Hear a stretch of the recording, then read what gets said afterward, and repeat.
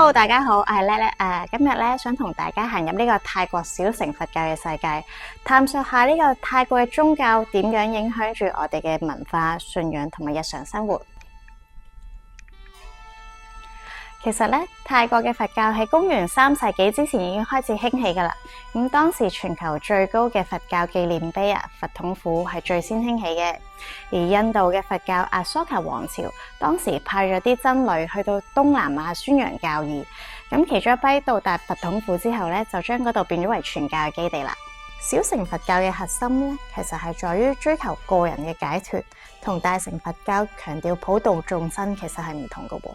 佢咧係主張嚴守戒律啦、禪修同埋智慧，去達到呢個涅槃嘅效果，徹底脫離咗生死輪迴嘅最終目的。咁其實泰國佛教咧實踐圍繞住三法印同埋四聖諦。咁乜嘢係三法印啊？無常、苦、無我。四聖諦係咩咧？苦、集、滅、道。咁啲信徒咧會通過布施啦、持戒同埋禪修咧，去一路累積功德嘅，去改善今世同埋下一世嘅命運。咁其實呢種教義深深植入咗泰國人嘅價值觀，所以咧佢哋好着重因果業報啦，去追求心靈嘅平靜，同埋會用一個好包容嘅心態去面對生活中嘅困難。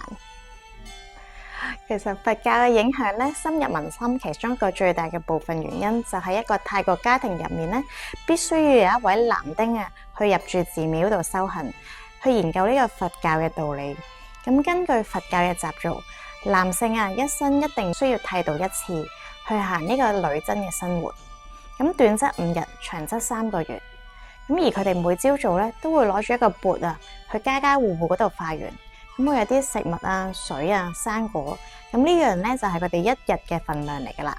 咁其實泰國嘅文化咧，周圍都見到佛教嘅蹤跡除咗寺廟嘅建築藝術之外咧，仲有好多傳統節日啦，例如潑水節。咁潑水節咧係源於佛教嘅新年。咁佢哋咧會寓意用清水嚟去洗脫罪孽，去清洗心靈嘅。咁而守夏節咧就係一啲僧侶閉關修行嘅期間。咁佢哋咧就會點一啲蠟燭啦，去做一個祝福嘅儀式，去保佑新一年平安大吉嘅。除咗作為佛教活動嘅中心，泰國嘅寺廟通常都係啲小鎮用嚟收集消息嘅地方，新聞發佈處、藥物分發站同埋社區中心，有時更加會有學校同埋啲醫療團隊去用。總之，泰國嘅寺廟真係有好多元化嘅用途。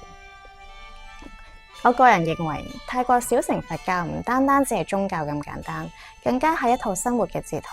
佢教識咗我哋喺浮躁嘅世界保持內觀，喺無常中尋找平靜，呢一種就係修行。鍾意情迷彩妮嘅朋友，記得俾翻個 CLS 我 comment、like and share， 仲有唔好唔記得 subscribe 我哋嘅 channel，玄學滾一滾拜拜。